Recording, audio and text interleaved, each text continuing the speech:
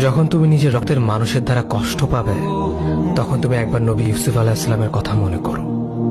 তিনি কিভাবে নিজের ভাইয়ের দ্বারা প্রতারিত হয়েছিল। যখন তোমার বাবা মা না বুঝে তোমার বিরুদ্ধাচরণ করে, তখন নবী ইব্রাহিম আলাইহিস সালামের কথা মনে করো। তার বাবা তাকে আগুনে নিক্ষেপ করায় ভূমিকা রেখেছিল।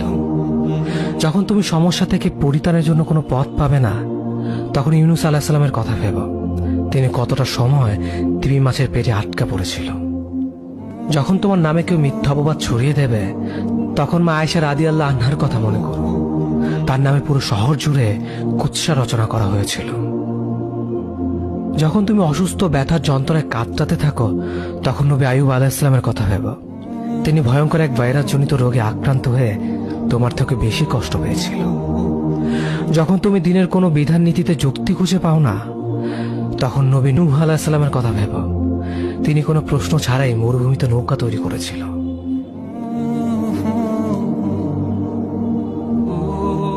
যখন তুমি আত্মীয়স্বজন, পরিবার, বন্ধু বান্ধবের কাছে হাসির পাত্রে পরিণত হও, তখন তুমি শেষ নবী হযরত মুহাম্মদ সাল্লাল্লাহু আলাইহি ওয়াসাল্লামের কথা ভেবো।